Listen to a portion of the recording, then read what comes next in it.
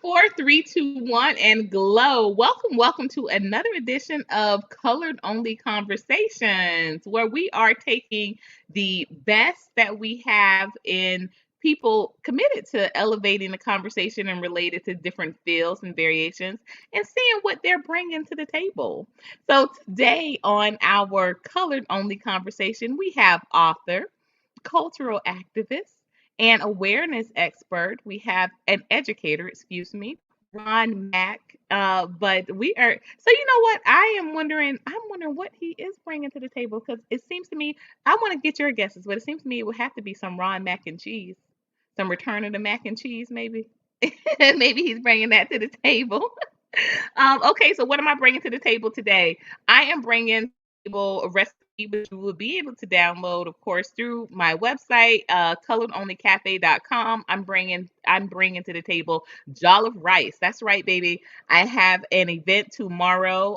It is going to be the solar return, or the trip around the sun event for San Conscious Ensemble drum leader Mr. Salim, Brother Salim, and he is going to be doing an incredible event at Decor, located at 2857 Main Street in the historic East Point area of Atlanta. So if you are in Atlanta, make sure you're in the building. The festivities kick off tomorrow at 7 p.m.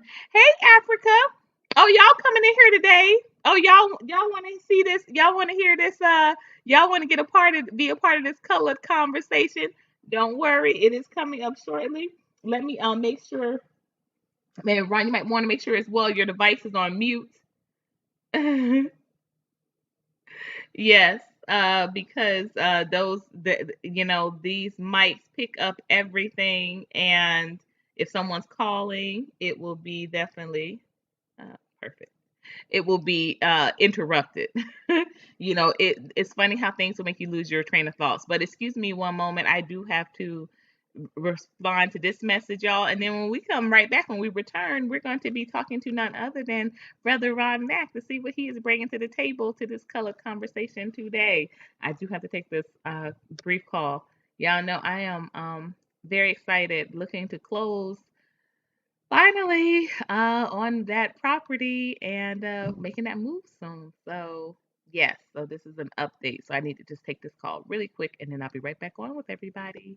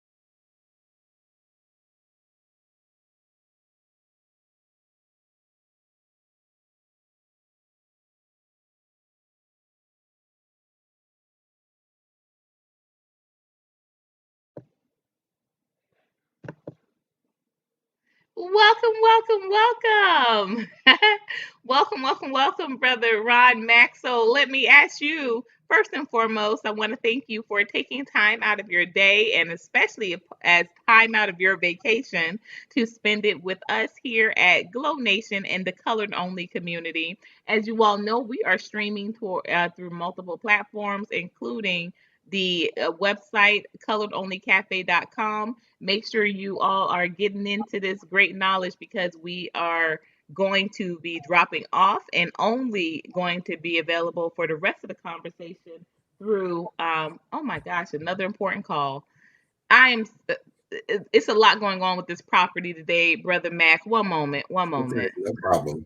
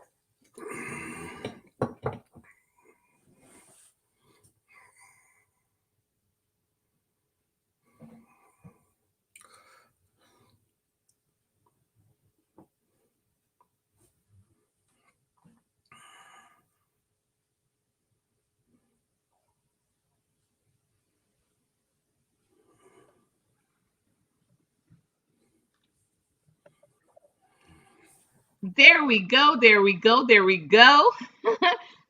Yes, like I said, definitely a lot developing, but really excited that we are being able to have this conversation today, especially especially as it regards Black authors, of which I am one, a melanated writer as well. And, I think that this is a very timely discussion to be having because, Ron, I think you might agree that as people kind of had the opportunity to sit still, for a good portion of this pandemic, it provided space to for mental clear for space to clear up some mental clutter, and Hmm. a lot of people emerged either writing more or reading more or both. And so, with that being said, when you can sit in front of a book and you can have that time to relax and do this type of self care, um, it's amazing how your perspective is shifting.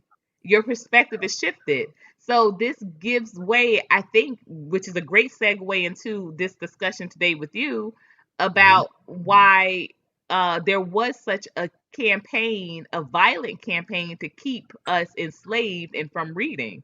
Because when you're able to read and connect and your mental is shifted, your world changes. And I think that there was a reawakening that has happened with a lot of members of our culture and diaspora because of the significant opportunity they've had during these last 2 years to do just that, to read, write, or both. So first and foremost, go ahead and introduce yourself to the colored only community and the Glow Nation, that's here with us in the room today and beyond this broadcast, beyond the live, but who are going to be tuning in the playback. Go ahead and introduce yourself. First of all, thank you, Courtney, for having me. It's a pleasure to be here. As you mentioned, I am an educator, and I'm just became an author. I just published and released my first book titled Voyage of Despondency, which is it chronicles the story of the Middle Passage. And it's a three-book series. I just released book one. And while I'm on break, I'll be releasing book two. I'm going to try to release book three. And this project took several years. It's just not something I just thought about in the recent past and just put it out there. As a matter of fact, it started out, Sister Courtney, as a three-page essay. When I when I got in the military, and I was considering a second career. I This is substitute teaching. This when I was still in Colorado, was where I was stationed most of my time in the military. And when I saw the disparity within our young boys, our young black boys, and their reading, I was really troubled by that. So I believe in being a solution-oriented person instead of just talking about it. Do something about it and do what I can where I can. So I decided to go into education. And as I was taking classes in Colorado to work toward my certification, I already had my bachelor's. I wrote a three-page essay on the Middle Passage. I had a instructor that was one of these old Southern white men, and so just to irk him, everything I wrote about black. I just wrote about black. I wrote about the Philadelphia riots. I wrote about the Middle Passage, of course, and but this particular essay just um, it weighed on me, and I was inspired, and I would say divinely inspired to turn it into a full-fledged novel. So I dug deep into the research, and including traveling to the continent of Alkebulan. You know what Alkebulan is, right? For those who don't know, Alkebulan is the continent's real name before it was Hellenized into Africa. And a lot of people don't realize that, but that was Africa's real name, Alkebulan. Just like Egypt's real name is Kemet. So those are actually European names, Egypt and Africa. So I traveled there 3 times. I stood in the doorway of no return on Goree Island in Senegal, West Africa, just to really connect with the ancestors before I released this. I really wanted to be there and just get a feel, their spirit and their influence. And upon my return, I finished up the novel, and I've released book one, and just released it in September. It's available on in paperback form and ebook form currently,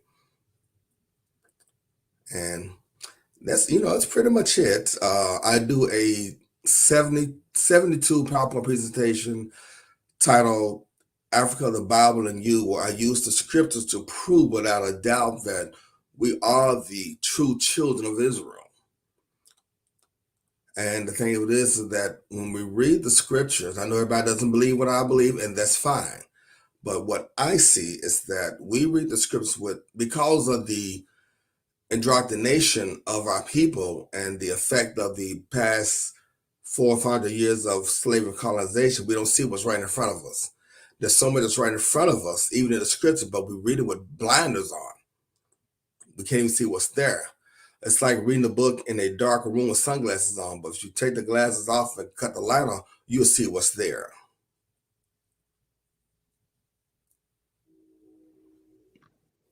I couldn't agree with you more. There were a couple of things that I definitely wanted to get into in Mhm. regards to your opening statement, Ron. And thank you so much for realizing and appreciating that, and I don't think that people realize it as much because of the fact that we do have so much history, we have so much culture, we have so much presence that we don't realize that in those spaces, in academia spaces, there is a concerted effort to keep those voices silent. And I think that the reason why a lot of us don't realize that to the point is because we're thinking it's like what I've always said, that we don't see it because we know it exists, because we're like, okay, well, that's what it is, so that's just natural that it would be, it's there. But what we don't realize is that in the world of academia, where for so long, and still, and not even for so long, but still presently to this day, there is such a concerted effort to control and suppress our presence, our power, our contributions to the society. And now we see it moving, as you're an educator, we see it Mhm. moving to a real attack just wholly even on what is taught in regards to curriculum. But let So me yeah, go ahead, jump let me in address there. this, let's coordinate. Two things real quick. Well, number one, we have to realize that the curriculum that we are taught is not taught from our perspective. Carter G. Woodson wrote The Miseducation of the Negro, and it's so prevalent that we have to realize who wrote the curriculum, who wrote the history books that we're reading.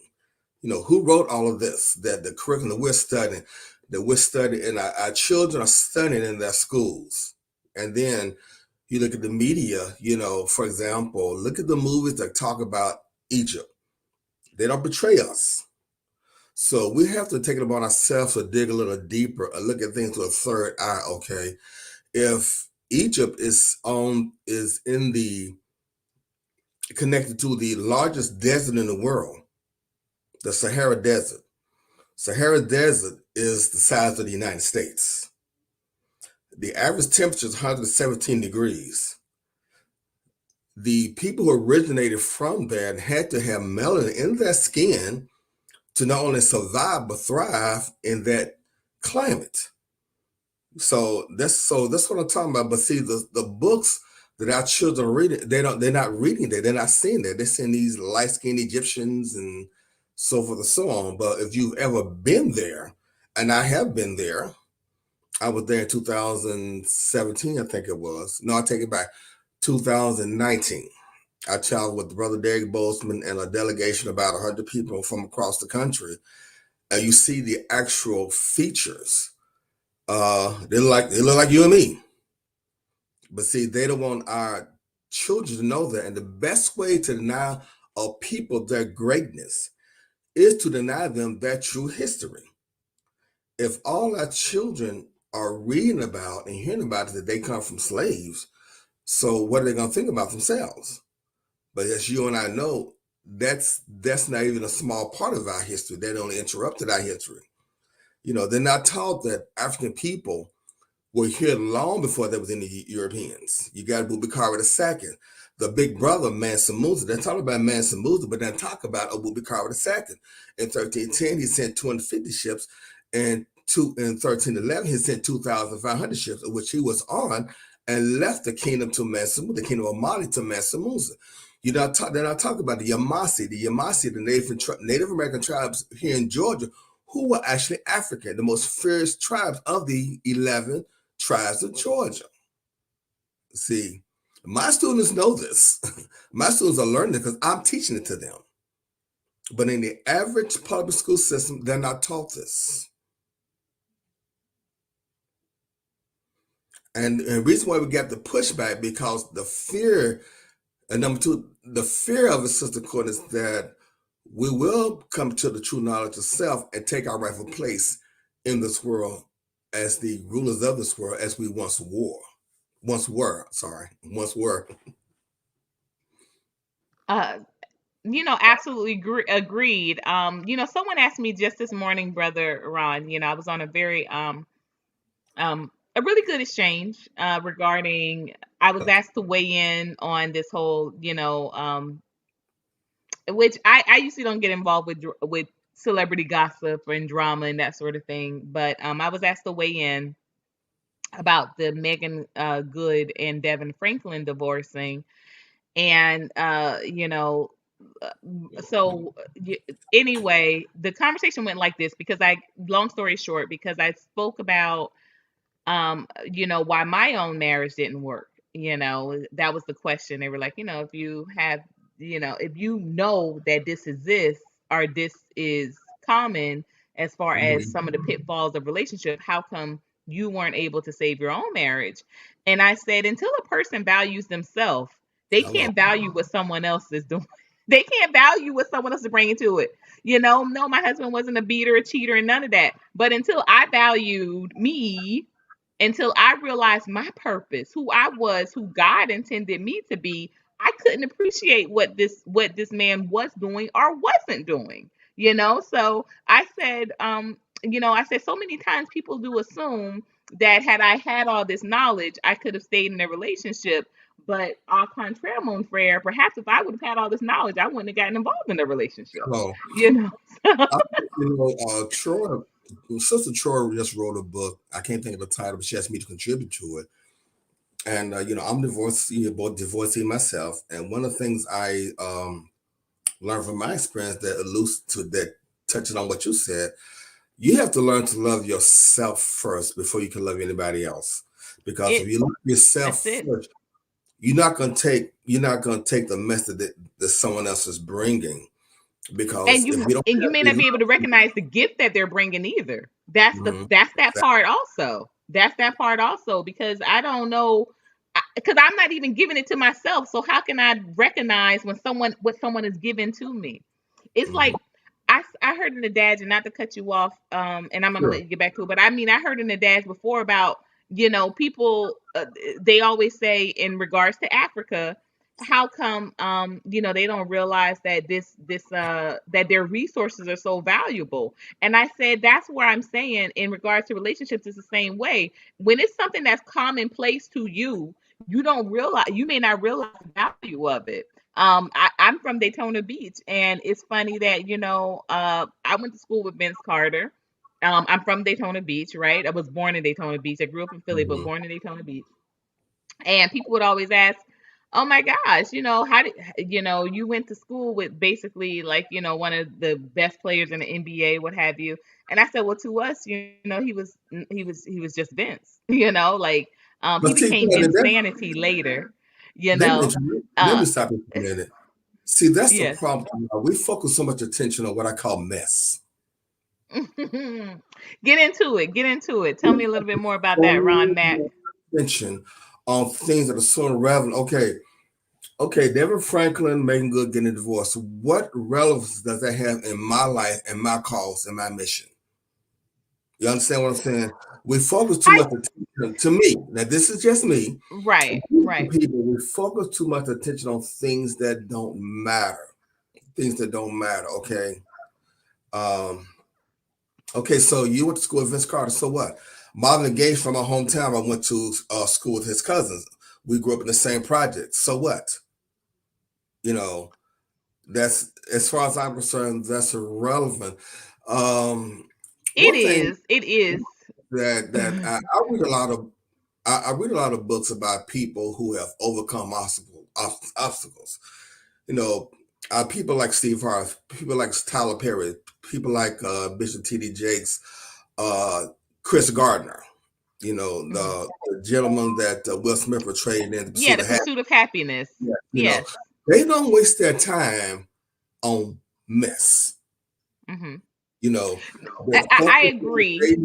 they focus on what they need to do, like what you're doing. You focus on what you're doing.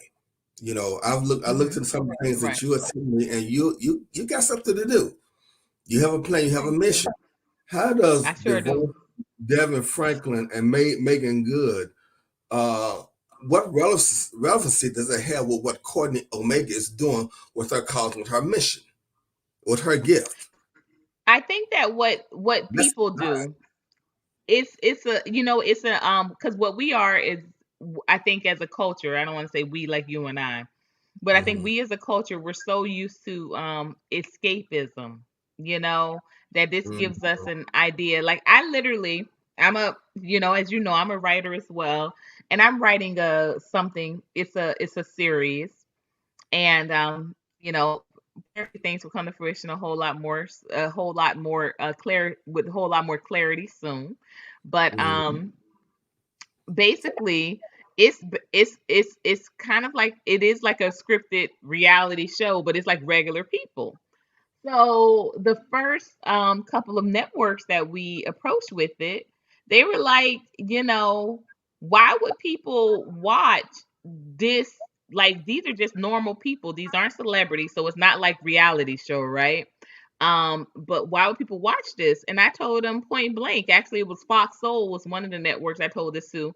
I said people will watch other people going through drama all the time, as opposed to dealing with it in their own life. It's mm-hmm, a escapism. They got all the good advice for the people on the screen, and they could literally be going through the same situation that they're going through. They could be dealing with abandonment issues. They could be dealing with child abuse. They could be dealing with sexual trauma. They could be dealing with all of these things in their personal life, but they aren't addressing it. But they see that on the screen. Oh, they got yeah. something to say. That's me. It's a way of, what do they call it? It's like existential therapy. I've heard there's some Mm-hmm, different terms on it, but it's mm-hmm, escapism, it's all of that. And I think because for so long, like for me, I want to say personally, like you see and I have a lot going on. So there are days where I literally have to, and my children can even tell you that I have to I just I have to just literally, I'm honestly have to just sleep. I have to just take a day, no calls, no nothing. Don't disturb me for anything. I'm not coming mm-hmm. down to cook, just nothing. I have to just sleep. I have to just Self-care. rest. I have to self-care. And that's Yeah. something, and I want to say that with that honestly, Ron, and that's what we're gonna get into your book now. We're gonna get into it. But that's something that our ancestors, too many of them, never had the opportunity to do. Just rest. Just rest. Just lay your burdens down. So I will say this. There used to be a point in time in my life where I judged people that were into foolishness very harshly. I'm getting better at not being that judgmental of it. It's still a lot there, trust and believe, because I do believe people should, their goal should be finding their purpose on a day-to-day basis. Like, Mm-hmm, mm-hmm. you know, because Called the even philosophy when you of know Kanai. your purpose. Right. It's called the philosophy of Kanai, constant, never ending improvement. And that's what I'm about. As far That's as, it. this is me, Courtney. It's enough for me to work on me. You understand what I'm saying? It's Correct. enough for me to work on me. like for example, I read somewhere where Shaquille O'Neal does not give a lot of attention of the championship that he's won because he's spending a lot of time preparing for the next one. Yeah. Okay. Same thing with I, Michael. yeah, exactly. Yeah. Michael Jordan, you know. I don't watch because, and I'm not knocking anybody that does the Real Housewives, South Fulton, or East Point of Atlanta. I don't watch The Bachelor, The Bachelorette. No, I don't watch a lot of TV. Period. You know, I'm trying to be in the books. You know, uh, my daughter just gave me a gift, the 1619 Project. So I rather spend the time reading that book and Love that. developing my knowledge than sitting in front of the idiot boxes as it's called. You know, and you know, Cordy, let me go in this direction with this. We have to be very careful because the enemy is using that against us. You understand what I'm saying? Yeah. That's a big distraction away from us pursuing our excellence and coming to our purpose. If you go back a little bit, there was a time when we as a people, and say, you know, and I know this as an educator, where we strove for excellence. We were trying to get into certain schools. We were trying to do this, um, trying to, you know, take to the next level. And now we seem like we are so distracted by entertainment, and it's done on purpose. There was a time when artists who had positive messages in their rap music, they were not given the contracts and the record deals and so forth. But the rappers who had negative messages for our people, you know, they were the ones that were given Oh, the that's still the contracts. case. Huh? That's still the case. So the That's still case, the case. Yeah. why is that? You know, why is that? Why is Because it that music, especially to us, music is a weapon. Music it's is a a weapon? weapon, it's a tool. It's lifeblood, it's source, and this goes back to literally our roots. That's why I said I definitely want us to get into your book because the imagery the imagery and the energy is so powerful, Ron, that like I said, I think that this is vital. It's vital reading. It's vital. It's necessary. It's necessary part of curriculum. I write curriculum. And I was doing writing curriculum before COVID happened. What I wasn't doing before COVID happened was I wasn't homeschooling. So I've been homeschooling now for the past 2 years. I will say, and I admit it, I admit this wholeheartedly. It went better. It went a whole lot better the first year than it has this year. Hmm. Might have gotten into some cabin fever. They want to get out and get into some things, but also I think that has a lot to do with the fact that the first year we had just moved here, moved back to Atlanta, and now Hmm. this year is kind of like, things are starting to sell a little bit and you look around, and it's like, okay, we don't have the same kind of outlets and networks. But, I did come to a point where I was, questioned, hey, I had a crossroads a bit where I could have decided to send them back into public schools, but that's the number one reason why I that was my deciding factor. It was the curriculum. Because I said they're not going to be learning about these things. They're not going to be, and I'm not going to have the opportunity and the time to when they get out of school because for both of them they're in extracurricular activities. So by the time I see them during the day, it's some get some food and get in the bath and that's it. It's not hey, let's do another 8 hours of teaching. Right. I So understand. I appreciate that, brother about to say it's his name, but it is his name is Ron as well. But brother Ron from another YouTube commentator rather. He said, you know what? Don't beat yourself up over that No, because no. you're Especially when you're making doing it by yes, yourself. you're making a decision with curriculum and that curriculum and he said and it's draining because that's literally what I'm teaching every day and it's draining that some days I do just need that day where I'm just like shoot I can't even teach this today because it's horrific of our what we have had to endure what our ancestors had to endure. Let me tell you If you something like this. wouldn't mind, Ron, I would love for you to go ahead. I with my director, I teach at a school called Seven Pillars, and the Seven Pillars stand for the seven principles of Kwanzaa. Okay, so you can understand pretty much what the Nice, school is all about. nice. And my director, she's also, a single mom. So, and this is where the village concept comes in at. Um, I went and got her two kids, and we just went to the mall, just hung out, got something to eat, just to give her a break.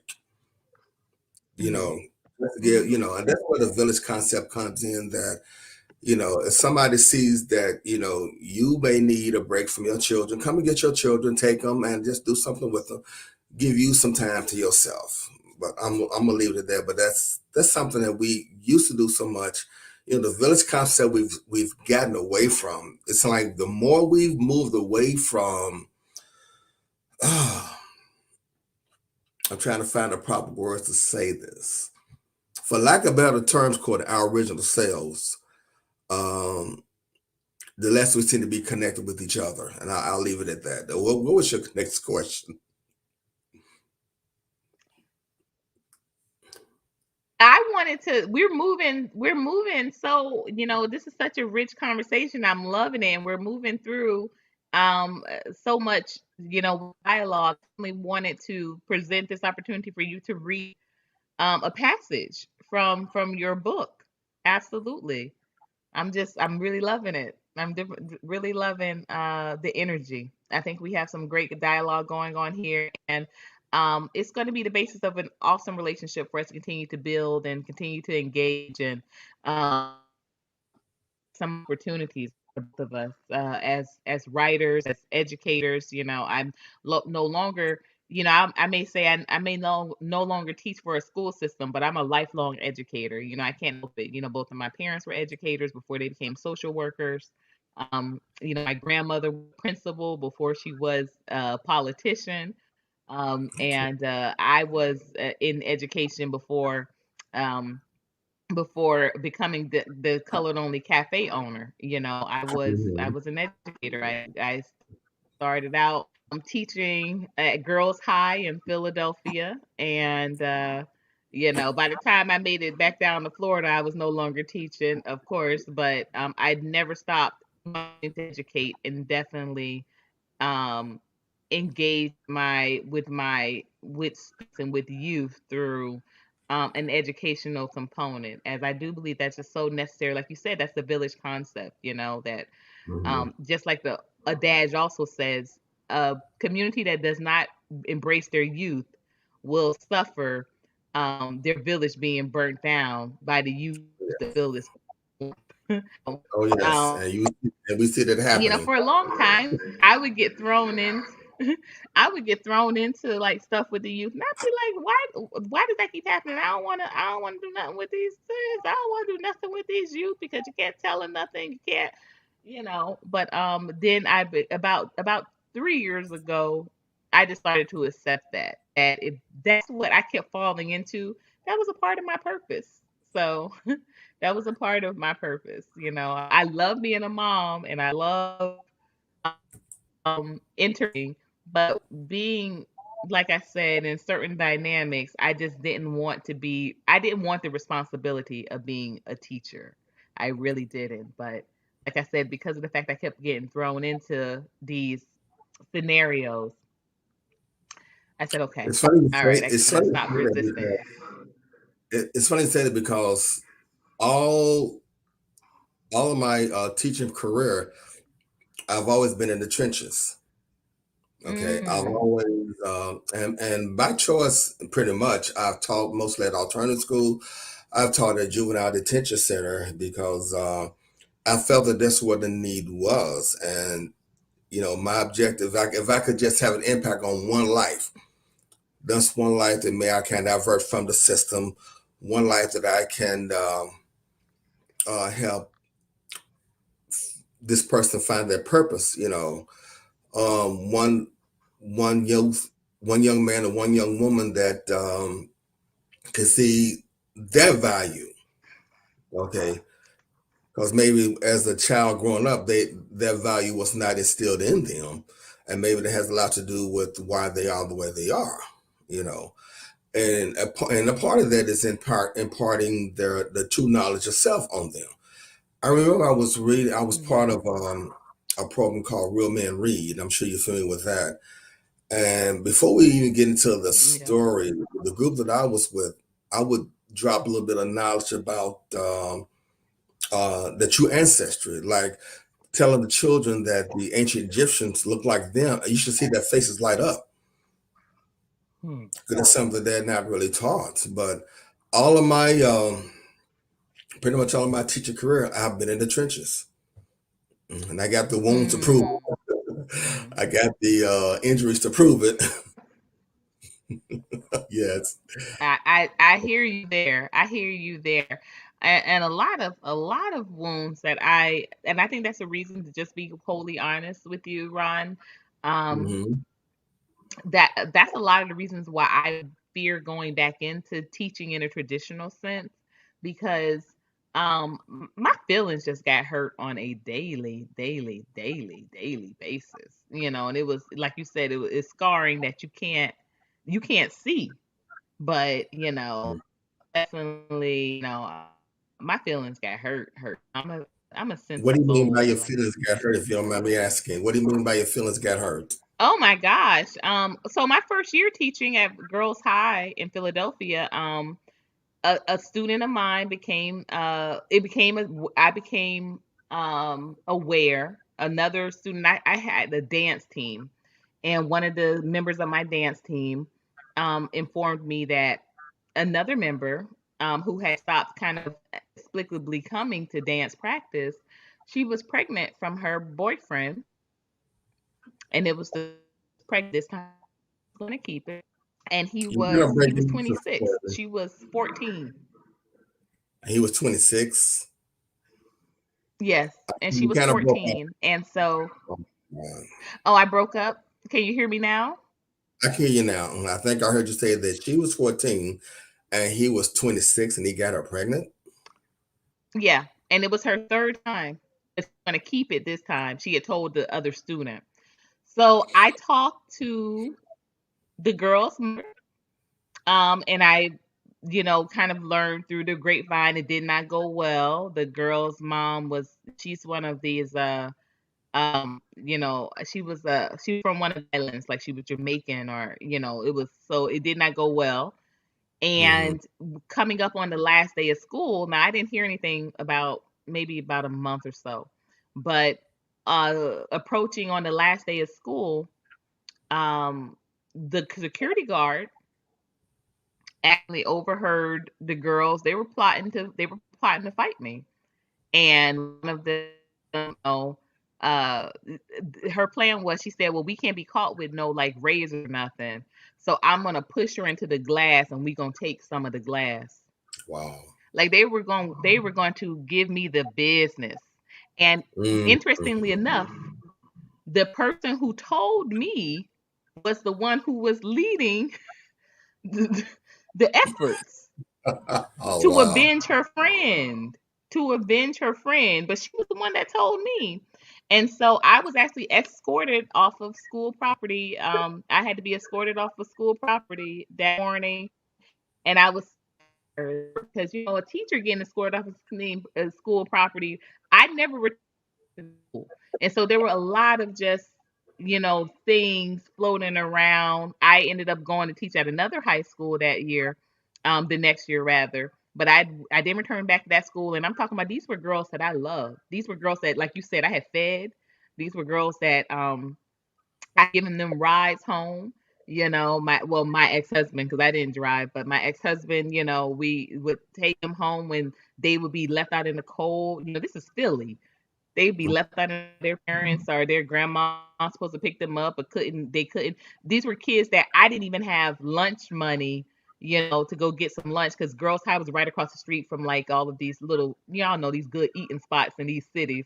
But I wouldn't even have enough for lunch because I would be given train fare and buying you supplies and things like that. And I want to say this, most of the girls in my dance group were not girls that I personally taught, because I taught English and I had the dance troupe. But when I Mm-hmm. say I love these girls, and I love dancing, so when I love these girls, I love these girls. They were like my daughters. I was 20 years old, 20, 21 years old, and so a lot of them were like my, that sort of thing, because I never had one. So, and I revered it as that. So that hurt me a lot. The second school I taught at, which was really cool, actually, was um, Benjamin Franklin High, no, William Penn High School.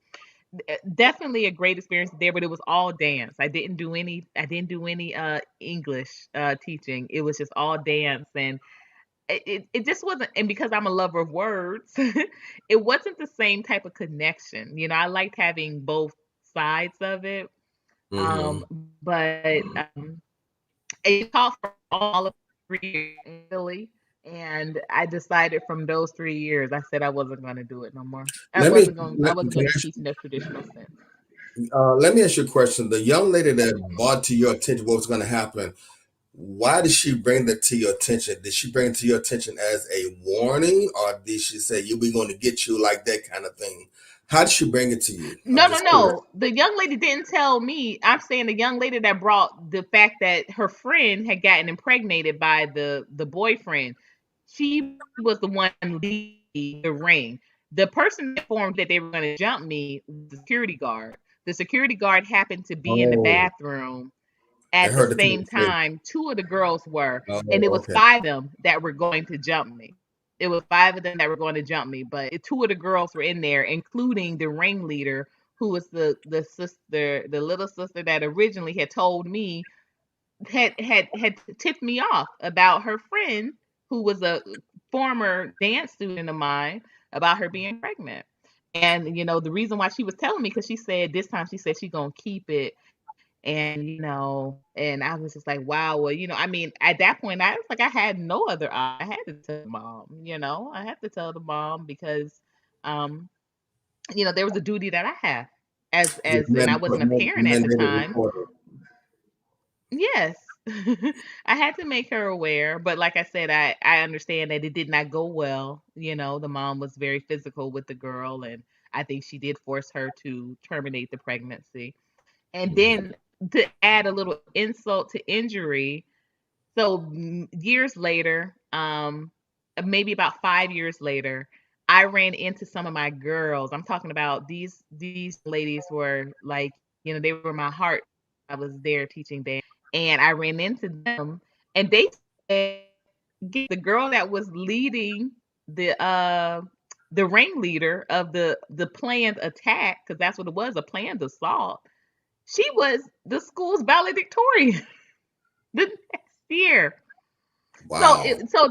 that's really what turned the tide on me too. The lack of support that this girl was sitting out plotting, and I never returned back to that school. I was not able to return back to that school because they Mm. said it was, I would be in danger.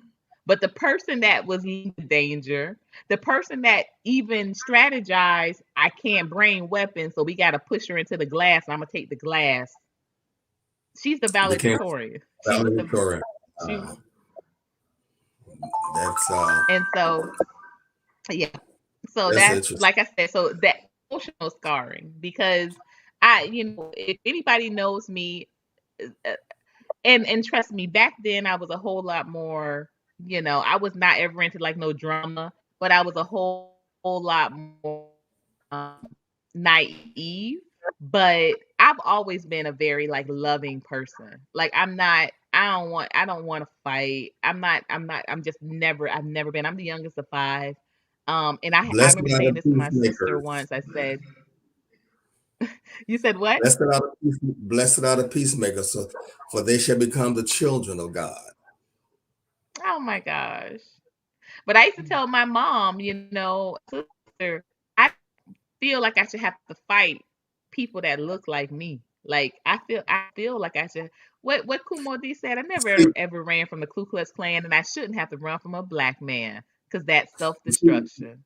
one thing, yeah, exactly. I remember that song by him. See, one thing you have to realize, Courtney, and I do this I talk about this in my presentation, and I use Dr. Joy Magruder as a reference that we are sick people. I know I don't have to tell you that we're our sick people.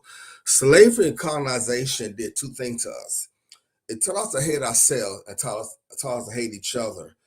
And well, a lot of times when I was teaching in the juvenile detention alternative school, I would you know work dealing with gang members, Crips and Bloods, and I would throw the question up at them. Let me ask you a question, okay? Is it easier to kill a brother or easier to kill a nigga? And of course, it's easier to kill a nigga. Why? Because when you think about somebody that's something you and somebody you hate. But if I see you as my brother, I don't hate you. Okay, so therefore, I wouldn't have those thoughts about killing you. Okay, but if I see you, I'm just putting it out there like I did with them. If I see you as a nigga, it's easy for me to bust a nigga in the cab's ass, than do that to somebody who I see as a brother. So that's another way of taking the blinders off. Dr. Joy Leary talks about that in her book, and I'm sure you've read it, Post-Traumatic Slave Disorder, where she talks about how we have this loathsome attitude toward each other. And, until we are aware of that. And what really shocks me that I found out, I've Sister actually Courtney, met her. I I had met two. her at the Philadelphia African American Museum. I met at She Clark spoke Atlanta when I there. was doing my. I had met at Clark Atlanta when I was doing my grad work there, and even people who claim to be conscious and Pan African or what have you, they still have it because anytime that you want to look down upon or put another person down that looks like you're not healed. You're still sick. You're still sick. The only time you should be looking down on another black man is when you're reaching down to pull him up, or a black woman. So in your case, a sister. The only time you should be looking down on that sister when you're reaching down to pull that sister up. If you're not doing that, but you're looking down to step down, then you're still sick, regardless of what you claim to be. You are still sick. You just don't realize it. So until and that's one of the messages that we have got to put out there is that and all of us have some of that in us. You understand what I'm saying? If we are a victim of the diaspora and so forth, and let me tell you something, the brothers and sisters on the continent, they got it there too.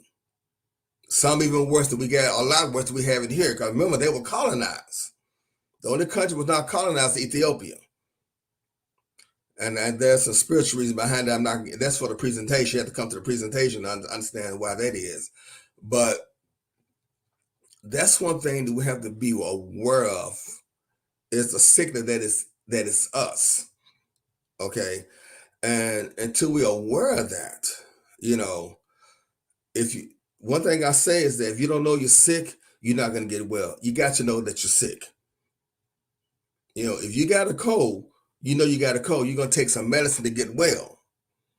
But if you don't know you got a cold, you're gonna stay sick. Does that make sense?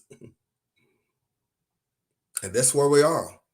So, don't take it personally, Sister Courtney. Keep doing what you're doing. Keep doing what you're doing. And you've impacted lives. I'm sure you have, and you're gonna continue to impact lives. But just know what you're dealing. You're dealing with a sick people, who've been called the N word for what, 500 years? So it's been instilled in our conscious. The hatred has been instilled in our conscious. Okay. Until we are conscious of it, then I don't see another black man as a N-word. I see him somebody as my brother. Or I don't see a black woman as a B or H, what have you. That's my sister. One thing when I was teaching at Job Corps and we had a mentoring group called Men of Distinction, we had a banquet and I was one of the keynote speakers. And one of the things I told the young men, you never treat a woman, particularly a black woman, in any manner that you would not anyone to treat your mother, your daughter, or your sister. So if your mother's not a bitch, neither is that woman right there, that sister right there. So that's my story, and I'm sticking to it. But we're dealing with the people that we're sick. We are the original, but we're sick.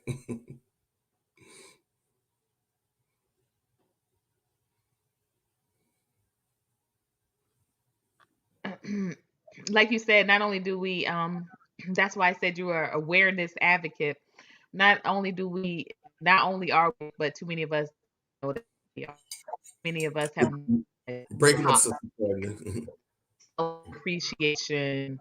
You know, we this self depreciation we mask it as humility for some people. You know, and then when we talk about the black church, that opens up a whole nother caveat of ways in which we are not using these opportunities to connect, but more so using them to condemn, and more so using these You know, abilities and making them weaknesses. You know, if yeah, we had taking real advantage. if we had real leaders, we could really we can impact this country in such a way that we wouldn't have any police shootings or this, that, and the other. You know, our most powerful weapon, Sister Courtney, is our dollar.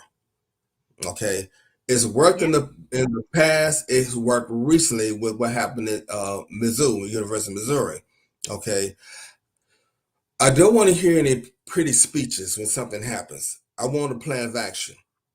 For example, if we just strategically tell our people coming from the pulpit, we're not going to do this, we're not going to shop here, we're not going to shop there. Can you imagine the impact? Look what happened to University of Missouri when they got rid of that prayer. When the football players decided we're not going to play until he's gone, he was what? He was dismissed with a quickness, wasn't he? You see, you know, With the quickness. With the quickness. I'm going somewhere that, some people don't want me to go, but hey, it is what it is. You know, Well, we could be good. I love these type of conversations because my mom used to have a saying, brother. She used to say, "You can't clean shit if you don't touch it." Mhm. Hello. And that's why I was always the best. I was always the best person in the bathroom to clean the bathroom because I didn't mind cleaning that toilet. So Hmm. I would rather clean the bathroom than wash dishes. And she never understood that, but like I said, she was able to use that to her advantage. Because I mean, that was the main thing. That was the main thing. Getting into the bathroom, I would do that bathtub good because I love taking baths, and I would clean that toilet good because I said nobody wants to see remnants when you going to sit on no toilet. And so to this day, when I go and visit my sister's houses, and I haven't in a long time, so I can't really say to this day because it's been years since I really have visited my sisters in their homes. But Hmm. one in particular, her would always, "You gonna clean the bathroom? Can you clean the bathroom? Or can you clean the bathroom?" Because yeah, that became my what is it like? Well, that's kind of what I was known for. That was like it because I didn't mind that. So it's amazing that what you just said that how much that does resonate and me to me personally because And see, the again question we and need to also ask. too I'm sorry. Go ahead, Courtney. question when I say I don't know why God keeps sticking with these youth situations. I'm answering my own question I said because I keep wondering why God keeps sticking me with these youth situations. I'm like, I don't want to do that. But this is coming from the same person that, like I said, I would rather clean the bathroom and wash dishes. My daughter washes dishes and she washes them great. And I am a bathroom like I am, I'm a spick and span in that bathroom. So Imagine. you know, I want you to imagine for a I don't moment mind. if our leaders call for a boycott. Let's go back to Rashad Brooks for a minute, and let's say that okay, this is what we're gonna do. We're not gonna shop at a certain establishment until we get justice. Okay, Yes. just like what Dr. King back then did with the Montgomery bus boycott. It wasn't the bus that they boycotted; it was a lot of the establishments in Montgomery they boycotted also. Town damn near went bankrupt. Right. Okay, Right, but right, it achieved right. result, didn't it? So if we were to do that, if we were to do that, Stop right here in Metro Atlanta. We would have stopped, and I'm not going to put a name out there because I'm not calling for it, but if we would have stopped shopping at certain establishments where a lot of black people in Metro Atlanta shop, imagine the impact. You think we would not get some justice? But anyway, Well, let's do one even better. When I let me tell you, brother. And I promise y'all, I teasing me to read something, but he is. I promise y'all. But one better at the Eric Garner town hall meeting when the officers that murdered Eric Garner were hmm not, they were found not guilty. They weren't going to at the you're breaking town up again. meeting in Miami hmm Gardens, which if you know anything about Florida, Miami Gardens is it's a very black run, very powerful black community in Miami. hmm The leader of the meeting, the leader of the meeting, when it was suggested that we boycott Walmart, she said, "Well, where am I going to get my good deals from?" Oh, jeez. Courtney, let me And let and me. and that's when I was there. I said, "Let me pack up, cause we ain't serious, man. We're not We ain't serious. We're not serious." serious. The question we need to ask ourselves: how bad do we really want justice?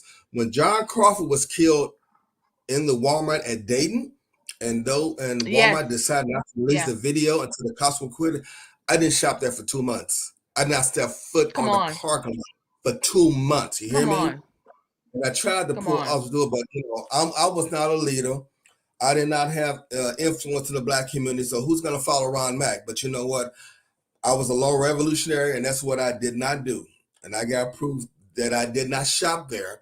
The young lady I was dating, it's funny. Said we was on our way to Florida, and she stopped at a Walmart. I said, well, I'm gonna stay in the car outside the parking lot because now I'm not stepping foot on Walmart's parking lot.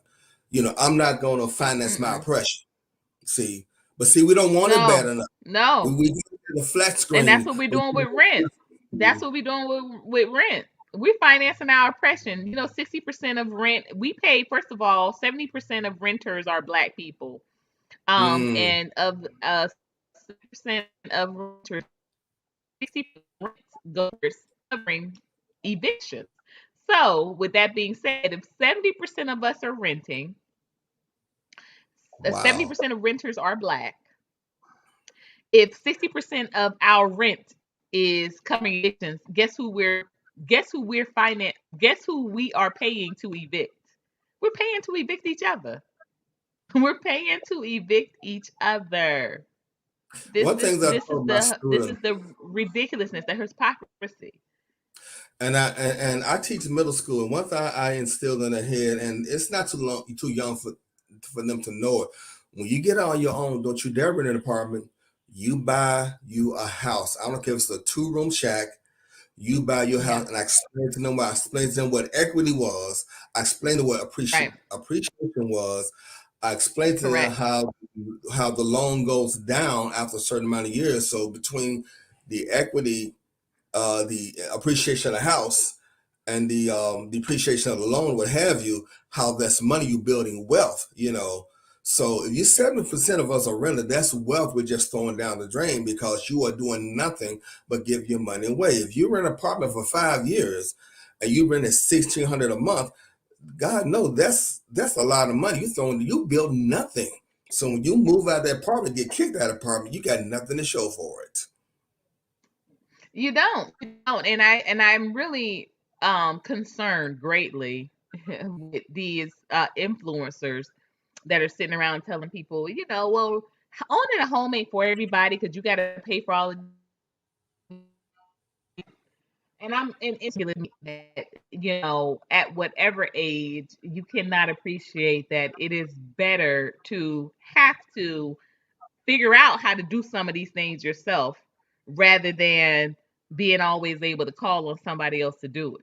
Like I Now tell look at it like this: tell you're gonna pay for someplace to live. Okay, I've Yeah, heard people say, "Well, buying a home is not really an asset because you got money coming out." Well, hell, if you're in an apartment, you rent apartment or a home, you still got money coming out, but you're gonna have nothing to show for in the long run. At least when you buy a home, you do have something to show for it. If you own a home for 3 years, you got some kind of equity. So if you sell, you put the money in your pocket. But if you're in an apartment for 3 years and you move out, what you got to show, you might get part of your deposit back, but you're sure as hell not getting equity because you just built somebody else's equity up, not yours. So anyway, that's it. That's it. And ownership is what is where it's at. So we do have 10 minutes left if we want to go ahead and honestly get into what you bring to the table. If you have a physical copy, you can go ahead and show your physical copy, and then literally on the site you on colored on, make sure you become a member. This entire interview will be up on the website. You can go ahead and continuously refer back to it. And I'm also going to be including my personal recipe for jollof rice that I am putting together for the yoga party at the core tomorrow, December 24th at 7 o'clock p.m. I wrote that down. Come and join us for please come through. Come and join us I for will. some yoga, for some Afro beats, and awesome buffet, 2857 Main including Street, pad Eastport. thai, jollof rice. That's about 15 Yes, minutes away from that's me. I correct. will be That there. is I correct. will be there. Um, You better be there then. You better be oh, there, Ron. Thank yeah, you. Thank if you. I'm nothing And else, we I'm a will man of my word. I am a man of my word. I will be there, and I will purchase. Oh my gosh, Ron, thank you. I I will be there. appreciate it. I look forward I- to meeting you physically in person. It's going to be a good time, and you're going okay. to be able to experience some of colored only is edibles, and when I say edibles, y'all, these are real things that you could eat. It's not nothing laced. It's just laced with goodness, with the Love, joy right? of my cooking. That's all that is laced with. Um, Okay. so without any further ado, I'm going to cam off and mute, and you can go ahead and bring your book, your passage to the Okay. table. And if you I'm gonna have a share this. recipe you would like to share on the website for Ron mac and cheese, or I used to do a mac punch. I should bring Actually, that. I I do should do share with you a my mac punch recipe I for do mac do a punch. vegetarian. I do a vegetarian loaf that I make without meat, but you will not know the difference. And I've had people to pay me to make it for them for events. I have to do that for you one day. But if I can share my screen, I'll show the cover of the book. Mac And meatloaf. I love it. Yes, put the recipe together and put the recipe it's together and simple handles. it will join this broadcast on the website. It won't be available here on YouTube, but it will be on the website. Cuz Okay. you have to pay for that type of access, y'all. You have to Okay. pay for that type of access. All right. Let me share Any my further screen. I'm going to ado, pull let up. me cam off and mute and you go ahead and go it. Okay. I'm going to, let me pull this up.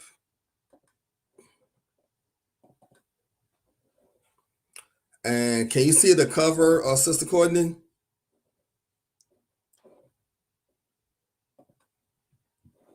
Let's see.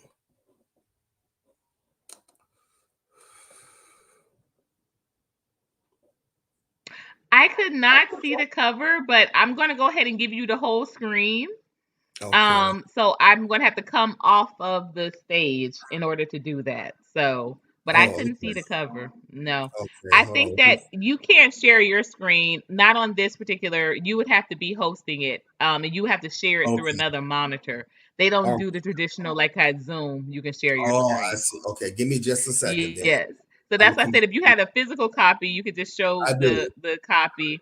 Okay. So I'm going to I come do. on back off and you have the full stage.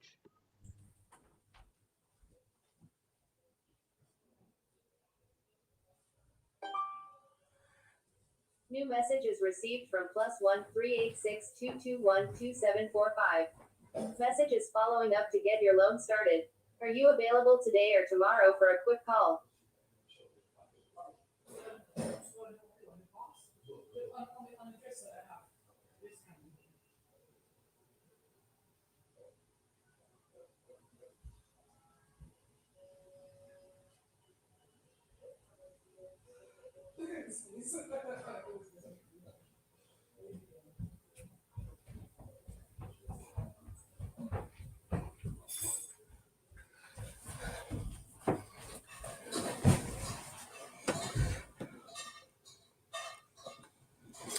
Okay, this is the title of the book, Voyage of Despondency. That's the book, the African Holocaust series, book one.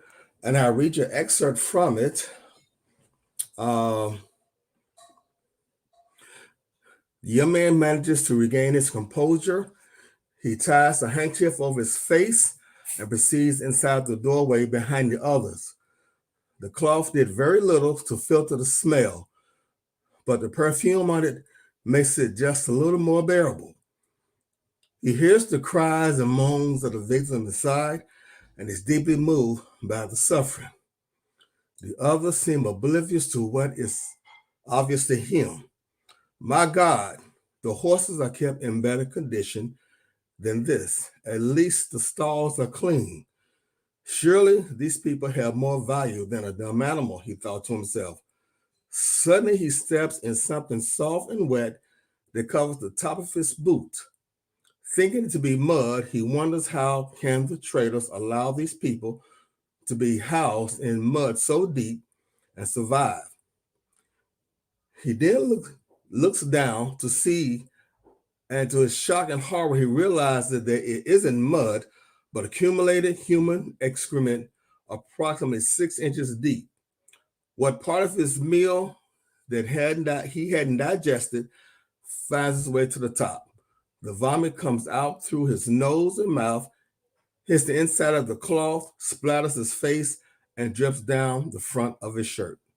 And so what that scene was there is that New message is received from Forty Omega. It is a multimedia message. it's that inside some of these places where our ancestors were kept, they were kept there for so long that the waste would accumulate to the point that it was sometimes 6 inches or more that they were kept in. And so the book is definitely based on actual facts. Even though it's fiction, it is based on actual facts that took place during the Middle Passage. It features such historical figures as Idris Alumma, which was the emperor of the Canal Borno Empire, which is also involved in the slave trade. John Cabys, otherwise known as Old Black Caby, who is also a black trader. Uh, Queen Azinga is also featured in it, and there's some other historical facts that are featured in the book, such as Ouida Castle. So it is available in paperback and ebook on Amazon. Just put in my name, okay, Ron Mack. Put that into search, and you'll see this cover right here.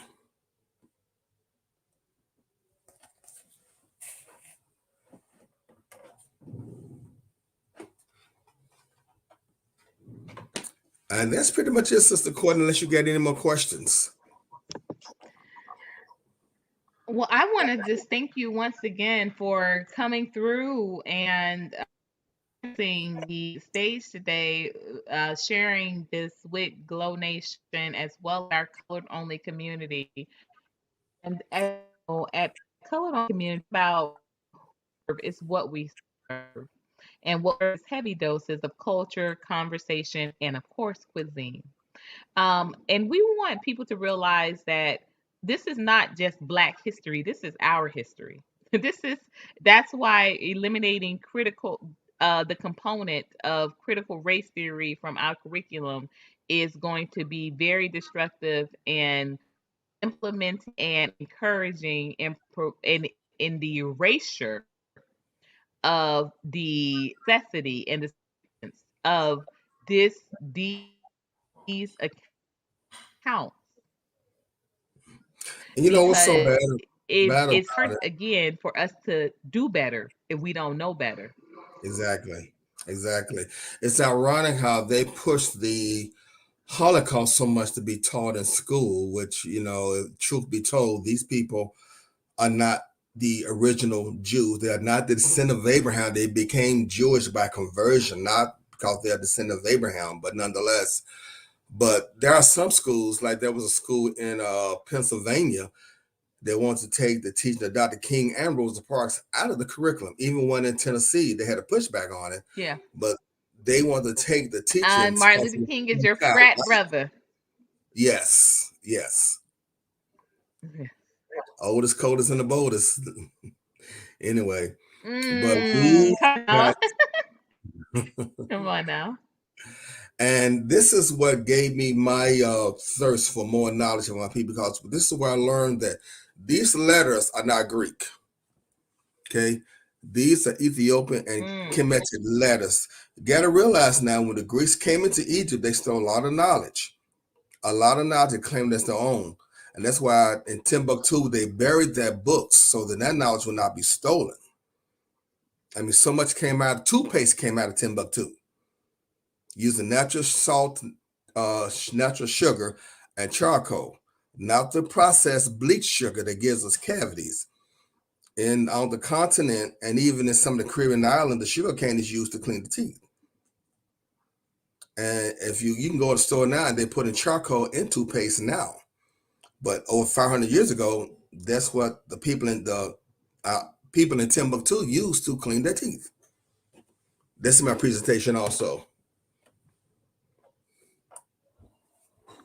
Well, and I want to thank you once again for giving not only the background but the where we can go ultimately, where we can move towards, because a lot of times, so much I think in considerably and understandably, we get caught up with the historical content. We don't realize, or we don't appreciate how applicable here and now in this day and age. And they have a funny saying with saying that things of academia are like, it's kind of like an intellectual masturbation, but we want to make sure that we become we become in our efforts, so that we can take this off of a hypothesis, or as out of the cerebral and actually into the physical, actually into the Exactly. here and now. So Well, I have a I motto, and thank you so much again. it was a pleasure. It was a pleasure, and I'm leaving with this. In my class, we've adopted a motto that truth is always academic, but academic is not always truth. Come on, say that again. Say that again, brother. I Truth love is that. I always love that. academic, but academic is not always truth. And with that being said, we are going to again bid everyone a great afternoon on this Thursday, on the 23rd of December. Happy holidays. We are looking forward to our Kwanzaa celebrations, as well as our gathering opportunities. And join me on Angel Snub's channel tonight at 7 o'clock. So make sure that you are subscribed to that channel. If you are not, it is available in the community tab. I'm sorry, that's 7 o'clock CST, so it's 8 o'clock Eastern Standard. It's the community tab on this channel. It is Angel Snup 7. I will be joining him on a great conversation about divestment or division. Which one is it? Which one is it? Until next time, y'all know what to do. Keep it cute, keep it collected, keep it colored, and glow up. Thank you for having me.